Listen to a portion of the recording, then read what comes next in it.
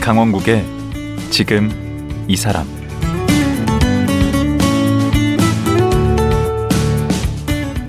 안녕하세요. 강원국입니다. 어제에 이어 카이스트 기계공학과 오준호 명예교수님과 말씀 이어가겠습니다. 어제는 오준호 교수님 얘기 들으면서 어떤 분야에서든 특별한 성과를 내기 위해서는 목표의식도 분명해야 하지만 목표를 이룰 때까지 물러서지 않는 오기와 멈추지 않는 끈기가 있어야 하지 않나, 이런 생각을 해봤습니다. 국내 최초 휴머노이드 로봇으로 이름을 널리 알리고 인간형 로봇 연구에 온 힘을 쏟고 계신 오준호 카이스트 명예교수님을 만나보겠습니다.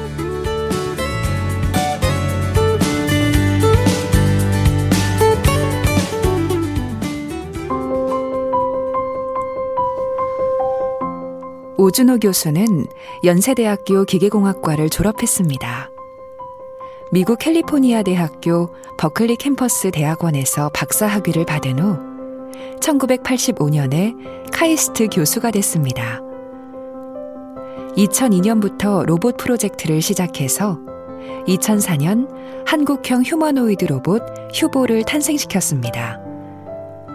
휴보는 평창 동계올림픽 당시 성화를 봉송하면서 세계 최초 성화 봉송주자 로봇으로 기록됐습니다. 2011년에 벤처기업 레인보우 로보틱스를 창업했고 2015년에는 세계 재난대응 로봇 경진대회에서 우승했습니다. 카이스트 대외 부총장과 로봇 연구센터 소장을 지냈으며 현재 카이스트 기계공학과 명예교수입니다. 예, 오준호 교수님 어서 오세요. 예, 오늘 또 뵙네요. 예. 지난 시간에 그 휴보가 이제 그 교수님들 돈 모아가지고 5천만 원 모아서 2년 만에, 예? 나 이게 정말 이게 가능한 건지 모르겠는데 이렇게 해서 개발을 했다. 거기까지 얘기를 하셨거든요. 그럼 이제 그 2년 동안 이 짧은 기간에 과연 그런 게 가능한 건지, 5천만 원으로 그게 되는 건지, 그런 얘기부터 좀 먼저 좀 해주시죠. 그렇죠. 그래서 처음에는 1차는 제가 생각한 것이 생각대로 되는 걸 본 거기 때문에 모든 거를 최소한의 기존에 있는 장치를 이용했습니다. 그래서 핵심 부분만 보인 거죠. 그래서 이제 어느 형태가 갖춰지면서 보니까 이미 부족한 부분이 생겨서 한 6개월 하면서부터 2차 모델을 만들기 시작하고 1차 모델, 2차 모델이 한 6개월 겹칩니다.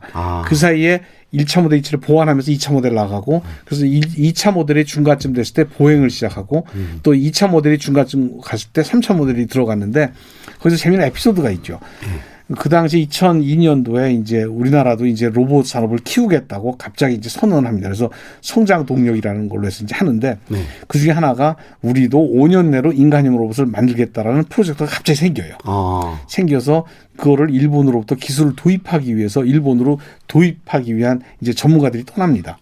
떠나는데 어떤 일이 있었냐면 저는 2002년 3년 사이에 이제 혼자 사고 있었고, 그렇죠. 일본 과학자들이랑 교류를 하고 있었어요. 와서 구경을 하고 간 적이 있어요, 우리 거를. 그랬더니 우리나라 이제 그 기술 구입한 팀들이 일본 가서 조사를 하니까는 일본에서 야, 너희 나라에 카이스트의 오모라는 교수가 이런 거 잘 하고 있는데 왜 거기서 알아보지? 여기까지 왔냐? 이렇게 된 겁니다. 그래서 그분들이 우리 방에 와보고서는 깜짝 놀란 거예요. 그 당시에 그 오명 과기 부총리께서 오셔갖고 보고 깜짝 놀라갖고 이런 거 왜 여태까지 몰래 하고 있었냐, 지원을 해라.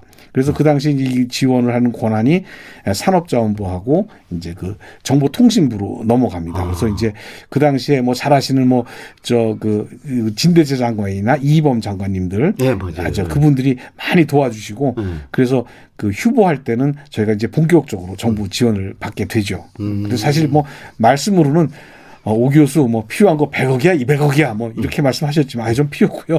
1년에 한 5억 정도만 있어도 충분합니다. 그래서 최소한의 금액으로 이제 그걸 이제 하게 된 거죠. 그래서 그렇게 아주 전격적인 지원으로 이제 시작을 됐고, 그러면서 이제 그 휴보 1, 그다음에 휴보 2 하는 휴보 시리즈들이 나오기 시작합니다. 그러면서 이제 본격적으로 발표된 거는 그 이듬해 있었던 많이 알려진 거는 에이펙 서밋 예. 그때 이제 그 에이펙 정상회담 예. 그걸 갖다 이제 노무현 대통령 때 이제 2005년도 말에 했었는데 그때 이제 우리가 그 알버트 휴보라고 아인슈타인처럼 생긴 로봇도 발표하고 하면서 세계적으로 굉장히 많이 알려지게 된 겁니다. 근데 그 휴보 그 로봇 경진대회 재난 대응 로봇 경진대회 나가서 이제 1등을 하셨더라고요. 그거는 휴보가 아니라 휴보의 진화한 형태로 네. 이름을 DRC 휴보라고 방금 붙였습니다. 얘기하신. 그래서 형태는 완전히 다릅니다. 키도 180cm 커요. 그거는 무섭게 생겼습니다. 그래서 그 로봇을 저희가 이제 그 경진대회를 위해서 저희가 특수 설계를 했고요. 그 경진대회가 언제 어디서 열린 그게 건가요? 2015년도에 열렸는데 원래는 어디서?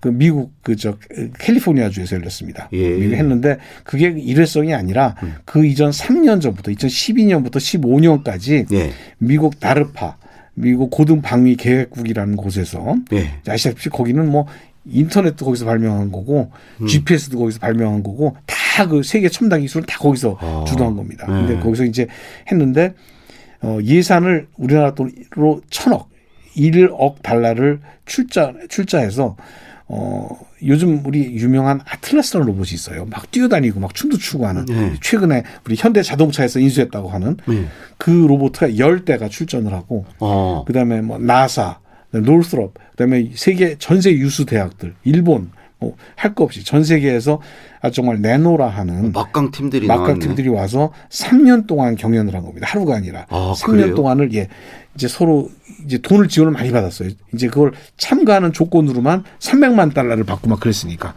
대여섯 팀들은 그리고 그 사이에 서로 회의도 하고 토론도 하고 가상 경기도 해보고 하면서 제일 마지막에 2015년 6월 초죠. 날짜가 아마 6월 2일인가 그럴 겁니다. 예. 그때 이제 그 포모나라는 곳에서 그 캘리포니아주에 이제 했는데 저희가 그 모든 로봇들을 다 이제 보다 가장 좋은 성적을 내서 이제 1등을 하게 된 거죠.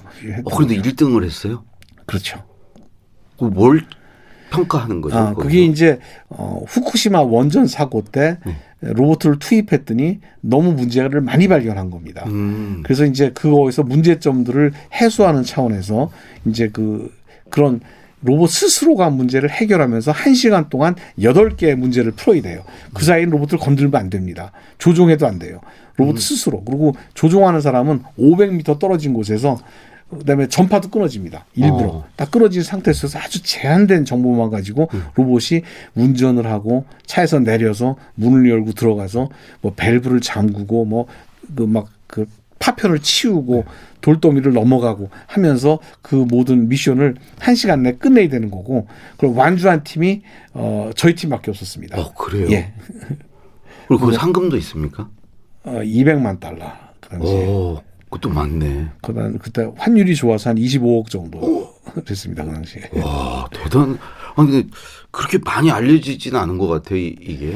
했던 날이 우리나라에서 메르스가 터진 날입니다. 그래서 그때 우리나라에서 취재진이 많이 왔었는데 메르스가 터지면서 거기 묻혔구나. 메르스가 한 30분 하다 나니까 이거는 뒤에 가서 그냥 묻혀버리는 그래서 좀 많이 알려질 기회가 소멸됐지만 그 학계 로봇계에서는 워낙 유명한 사건이었기 때문에 그 당시에 우리 총장님이 한 2년 동안은 그 인사 받느라고 어느 대학 가도 모임 가면은.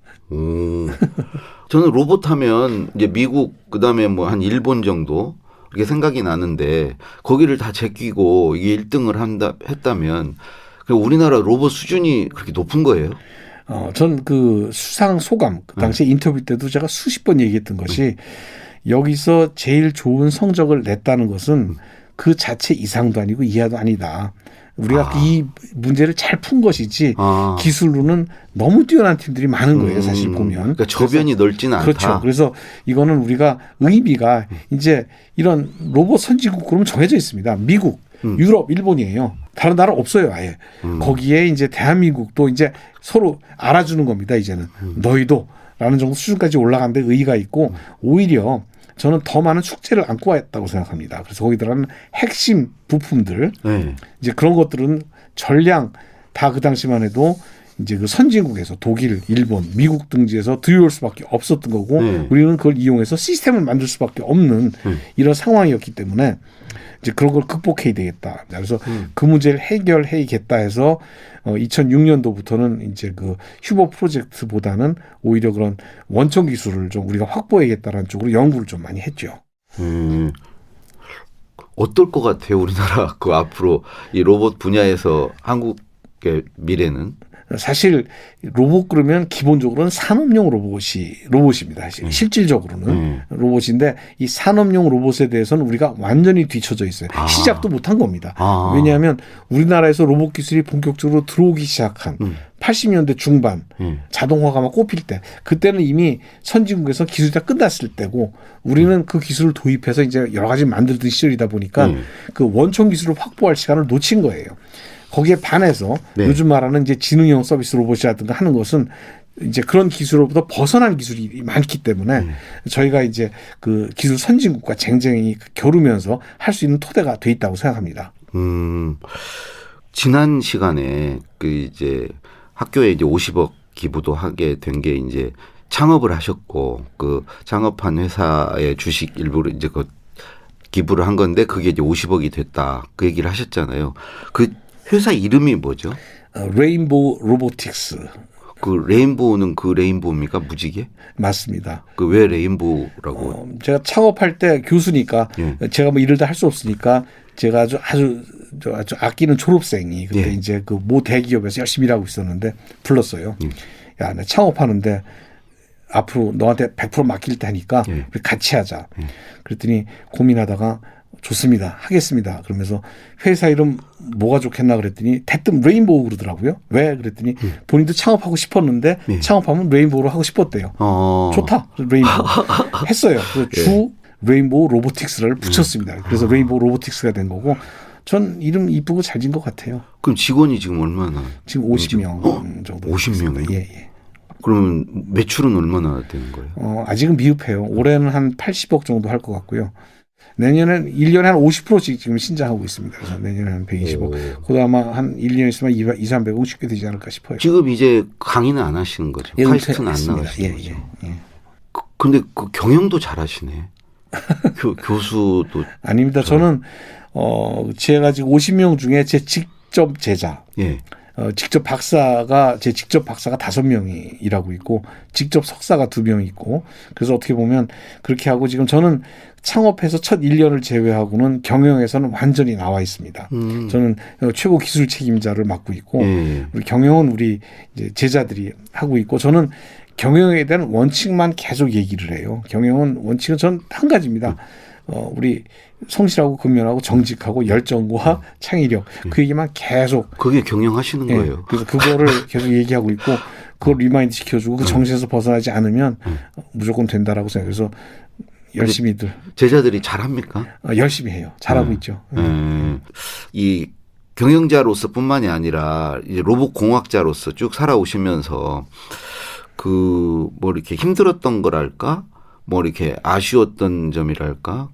뭐 그런 게 좀 있으신가요? 저는 운이 좋았다고 생각합니다. 그래서 처음부터 주문을 받고 시작했기 때문에 처음부터 그 당시에 한 35억이라는 시드머니가 있었던 겁니다. 그래서 이제 시작을 했기 때문에 투자 받고 상장하기 전에도 항상 통장에 한 20-30억 정도 항상 있었어요. 그래서 자금에 대한 문제도 별로 없었고 이제 그래서 어떻게 보면 좀 그 한 편이라고 생각해요.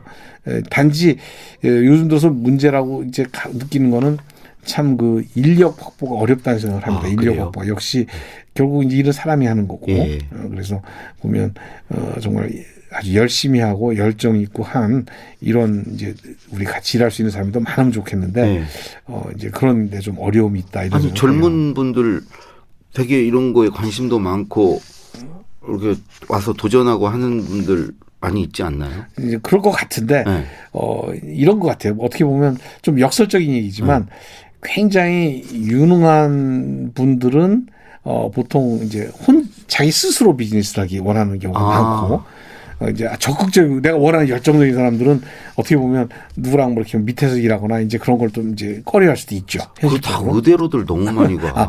그리고 또 그것도 문제입니다. 사실 제 졸업생 중에서도 지금 5명이 이제 같이 일하고 있는데 그 중에 이제 그 사이에 졸업한 사람이 또 한 대여섯 명 더 많죠. 훨씬 더 많죠.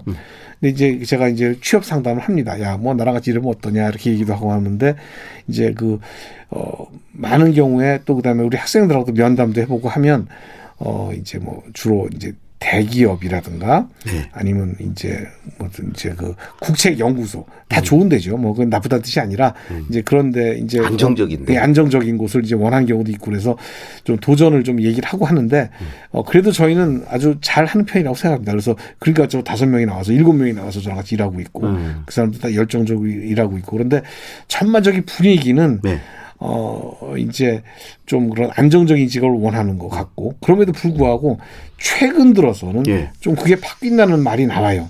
애들이 어떻게요?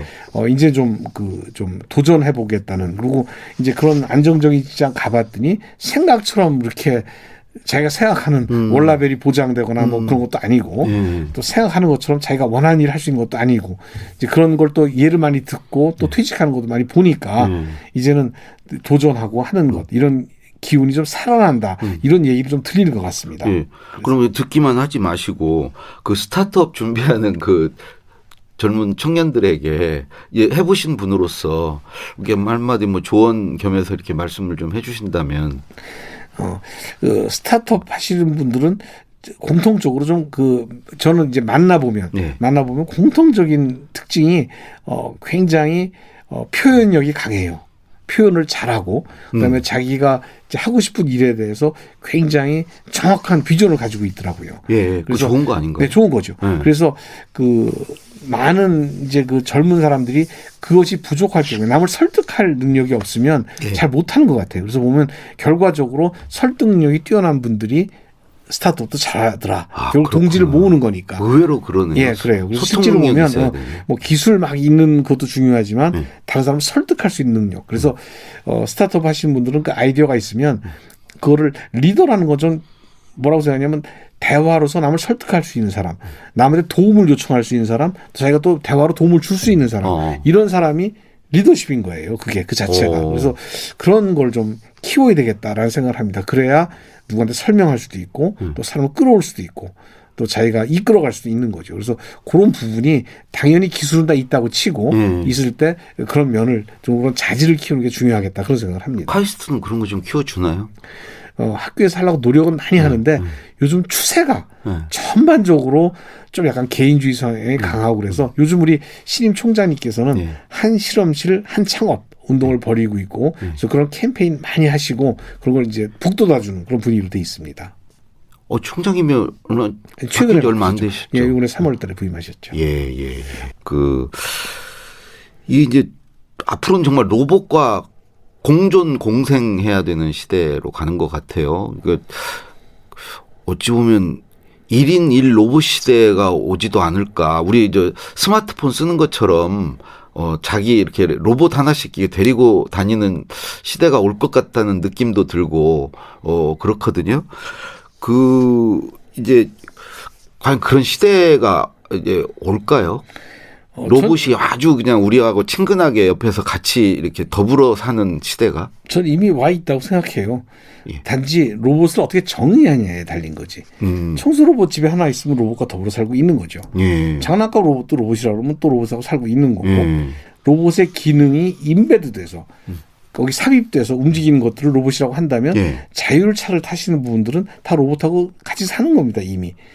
그러니까 쉽게 말하면 로봇을 우리가 자꾸 형태학적으로 사람처럼 생긴 나를 뭐 하는 이런 것을 로봇이라고 규정하니까 이런 로봇이 언제 내 옆에 하나 있을까라고 생각해서 그렇지 로봇의 벽을 깨뜨리고 우리가 보면 우리가 예를 들면 집에 우리 방 선생님 컴퓨터가 몇 대 있으세요? 라고 말하면 아마 근데 노트북 하나? 이렇게 말하겠지만 사실은 컴퓨터 정의를 보면 핸드폰도 로봇 컴퓨터 리모컨도 컴퓨터 한 50대랑 같이 살 겁니다. 모르죠.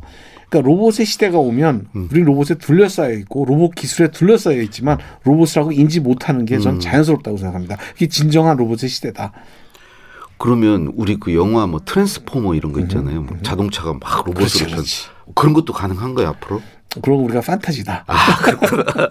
그 영화에서나 나온다. 그러나 부분적으로는 이미 로봇화되어 있는 것도 많이 있습니다. 아까 말했듯이 우리가 인지하건 안 하건 자동차에 로봇 기능이 들어가 있으니까 형태만 그렇지 이미 걔는 우리가 예를 들면 스마트폰 있으면 항상 내 말 듣고 있어요. 듣고 있다가 뭐라 그러면 왜 그러세요라고 얘기를 한다니까요. 그렇죠. 이미 얘는 로봇으로서처럼 나한테 내 말 듣고 액션을 취할 준비가 돼 있는 것이 형태는 그런 트랜스포머가 아니지만 이미 옆에 다 있는 겁니다. 우리가 자꾸 이렇게 형상화시켜서 그게 보이는 거지 이미 우리는 완전히 그런 이런 아까 말한 인공지능과 이런 움직이는 것에 둘러싸여 있다고 보시면 돼요. 이미. 그러면 그런 판타지가 아니고 그 소위 실생활에서 이 상용화돼서 하는 수준에서 로봇은 어디까지 우리 이렇게 진화할 것 같으세요? 그게 이제 여러 섹터에 따라 다른데 공장 자동화라는 측면에서 보면 자동화가 더 많이 사람 하던 부분이 넘어갈 것이고 근데 노동의 측면에서 보면 사람이 어렵고 하기 싫어하는 일들 위험한 일들을 하나씩 로봇이 대체가 될 것이고 우리가 일반인들 입장에서 로봇이 체감으로 느끼는 거는 우리가 소셜 로봇이라고 얘기를 합니다. 사회형 로봇. 이제 그건 뭐야말로 인간 생활 속에 들어와서 사람이랑 공존하면서 움직이는 로봇들을 얘기를 하고 있는데 일본에서 실험적으로 했었죠. 일본에 가면 페퍼라는 로봇이 있습니다. 아, 들었어요. 들었죠? 이제 가면 길거리에 서서 이렇게 이제 인사도 하고 이렇게 뭐 이렇게 얘기를 하는데 이제 그런 다시 말해서 인간 생활 속에 들어와서 사람하고 공존하면서 사람을 돕거나 하는 이런 로봇들이 이제 출연할 겁니다. 근데 그 범위와 그래서 역할, 길 안내가 될 수도 있고 배달도 할 수 있겠죠. 이런 로봇이 다닐 텐데 그것이 어디까지 성능을 발휘하고 사람이 얼마큼 만족할 것인가 그 접점이 아직 만들어지지 않았습니다. 그 만들어진 유일한 장치가 청소 로봇이에요. 청소 로봇은 접점이 만들어졌어요. 내가 50만 원을 내면 이런 기계가 올 것이고 얘는 이만큼 일을 할 텐데 난 그걸로 만족할 거야 라는 타협이 이루어졌기 때문에 걔는 소셜 로봇으로서 인간 사회에서 그냥 밥 비려 먹고 사는 겁니다. 채이지도 않고 구석에서 필요할 때 왔다 갔다 하고 또 사람들이 이쁘다는 소리도 듣고 하면서 스스로 먹고 사는 지능형 완벽한 로봇 서바이브하는 이제 그게 하나의 이해가 되겠죠. 소셜 로봇 상호작용을 깊게 안 하지만 또 하나는 요새 말하는 스마트 스피커 같은 것들 그것도 이제 일종의 소셜 로봇의 변형이에요. 원래는 거기에 다리도 있었고 팔도 있고 스크린도 있었는데 다 띄워버리고 이제 스피커만 남은 거죠. 그것도 원래 시작은 홈서비스 로봇이었습니다. 시작은 그러다 이제 바퀴 필요 없지 띄고 팔 필요 없지 띄고 모니터 띄고 그러니까 이제 모양만 그렇게 모양만 이렇게 남아서 하지만 걔가 하는 거는 우리의 말을 능동적으로 알아듣고 능동적으로 시키지 않아도 된단 말이죠. 알아듣고 거기다 능동적인 행위를 하죠. TV를 킨다든가 끈다든가 그런 일종의 모빌리티에 해당하는 겁니다. 액션을 취하니까. 그러니까 그것도 하나의 형태적으로는 로봇 기능이 인베드된 거라고 볼 수 있는 겁니다. 우리 스마트폰도 마찬가지고. 예. 근데 그 영화 보면 감정을 가진 로봇 이런 거 나오잖아요. 그렇죠. 거기까지도 갈 수 있을까요, 로봇? 지금 이미 소셜 로봇의 본질은 사람의 감정 인식입니다. 소셜 로봇이란 건 뭐냐면 이 로봇이 능동적으로 사람한테 접근해서 기분 좋으세요, 이리 오세요라고 말을 하는 거예요. 그래서 이 소셜 로봇이 되기 위해서는 이 분위기를 파악해야 되고 그다음에 내가 저 사람이 나를 원하는지를 알아야 되고 내 의도를 파악해야 되고 의도에 따라 반응을 해야 돼요. 이제 그래서 그걸 갖다 우리가 감정 인식 로봇이라고 얘기를 합니다. 실질적으로. 근데 문제는 그 감성을 제대로 인식하냐가 문제인 거지. 그 감성이란 미묘한 거를 어떻게 이해하느냐가 문제인 거고 거기서 이제 사람하고 편차가 나오는 거죠. 그래서 그게 내 무드를 잘 알고 이제 서로 대화가 되면 좋은데 어긋나면 내가 좀 어색하고 좀 언짢을 수가 있는 거죠. 그래서 예를 들면 챗봇이라든가 대화하는 뭐 이런 소프트웨어 같은 것들도 뭐 얘기를 하는데 뭐 재밌게 할 수도 있지만 또 엉뚱한 데로 빠지면 말도 안 되는 소리 할 수도 있는 거고 이제 그런 것들이 다 진화하는 과정 중에 하나고 이미 우리 곁에 하나씩 있는 겁니다. 우리가 판타지로 완벽한 로봇을 생각해서 그렇지 부분적으로는 다 곁에 와 있어요. 근데 그 정말 영화에서 이게 로봇이 지배하는 세상이 와서 로봇이 막 오작동 해가지고 막 인간을 공격하고 뭐 이런 것도 나오잖아요. 그럴 가능성도 있나요? 판타지. 그 판타지. 판타지. 네. 우리가 답변하기 어려우면 그냥 판타지라고. 왜냐하면 우리가 인공지능이라고 얘기를 하지만 사실 그거에 청소 로봇이 나를 지배하기 위해서는 청소 로봇에 자아가 있어야 돼. 자아, 에고.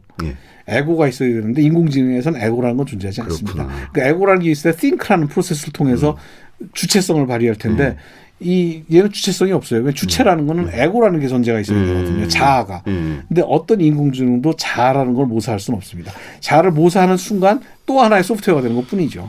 그러니까 그러면 그 로봇으로 인해서 그러니까 인간의 뭐 일자리를 빼앗고 뭐 여러 가지 그런 것들은 기우라고 봐야 되나요? 좀 기우라고 봐요. 왜냐하면 로봇한테 뺏기는 일자리는 사람이 하기 싫은 거예요. 나중에 먼 훗날 야 옛날에 어떻게 저런 일을 사람이 했었나 딱 그렇게 회고할 겁니다. 로봇 한 일을 보고. 막 위험한 일, 지저분한 일 이런 거. 현대자동차에서 로봇 하는 일 갖고 지금 사람 해보라 그래요. 아무도 안 와요. 땅 파는 거 지금 저 불사기 빼고 사람 보고 파라 그래요. 누가 가겠어요. 다 안 간다니까. 오히려 더 위험한 거는 사람이 스스로 인공지능의 노예가 되는 게 더 심각하죠. 예를 들면 뭐 먹으러 갈까 그러면 자기 맛있는 거 먹으러 가는 게 아니라 막 스마트폰 찾아가고 맛집 가란 대로 1, 2, 3, 4 순서대로 찾아가는 거. 그게 사실 어떻게 보면 주체성을 넘긴 거죠. 로봇한테. 어떻게 보면. 그러니까 스스로 얘가 날 지배할 의사는 없는데 내 스스로 이 그러네. 소프트웨어의 노예가 돼갖고 그냥 뭐 그건 진짜 끌려다 아무 생각도 없는 거예요. 맛집이 내가 맛있어서 가는 게 아니라 맛집이라니까 가는 거야 그냥. 근데 궁금한 게 지금 많아요. 우선 이제 꼭 한번 이런 로봇 개발하고 싶다 한 거 그런 거 있으세요? 그냥 지금 하는 로봇 더 잘 됐으면 좋겠다. 그 정도. 그다음에 또 하나 궁금한 게 그 로봇 학대 논란이 있었잖아요. 로봇 이렇게 뒤집었다고. 그건 어떻게 보세요? 그게 참 오래된 논란이에요, 사실은. 그게 오래된 논란이고 뭐 아시다시피 보스턴 다이내믹스에서 이제 그 로봇 꽤 큰 게 있었는데 막 발로 걷어차고 막 그럴 때부터 이제 이해가 돼서 이제 인형같이 의인화된 생명은 없지만 인형 갖고 집어던지는 행위가 뭐 정당하냐 뭐 이런 거. 공을 찬 거 괜찮은데 왜 인형 차면 안 돼? 이제 이런 얘기죠. 이제 그러니까 나오는 거고 공교롭게도 이번에 조금 화제가 됐던 이제 그 로봇 개라고 말하는 이제 그 로봇이 사실 우리 레인보우 로보틱스 로봇입니다. 그래요? 예, 우리가 만든 로봇이고. 되게 기분 나쁘셨겠네. 우리 로봇을. 아니 저는 전혀 그렇지 않았어요. 전혀 안 그러셨어요. 왜냐하면 그러면 주인이 안 그러셨으면 학대 아니네. 아니 왜냐하면 저희는 실험에서 인위적으로 이제 넘어뜨려서 복원시키는 훈련을 계속 시키고 있고 이제 하니까 뭐 그 자체가 그 뭐 문제가 되는 건 아니고 사람들이 그걸 어떻게 수용하느냐 해서 견해차가 만든 거라고 생각하고 덕분에 사실은 그 저희가 그 로봇을 그 전주에도 우리 국방 전시회에 나가서 우리 뭐 VIP 앞에서도 시연했고 우리 국무총리 앞에서도 시연했는데 그때까지만 해도 저희가 이렇게 몰고 다니면 전부 다 야 저거 보스턴 다이나믹스 로봇이야 다 그렇게 말을 했어요. 근데 이번에 그게 우리나라 토종계로 아주 각인이 돼서 그건 반갑게 생각합니다. 이야 이거 앞으로 한번 더 모셔서 로봇 얘기 좀 듣고 싶네요. 오늘 여기까지 해야 될 것 같습니다. 어제 오늘 정말 말씀 감사합니다. 예, 감사합니다. 반가웠습니다. 예, 카이스트 기계공학과 오준호 교수님이었습니다.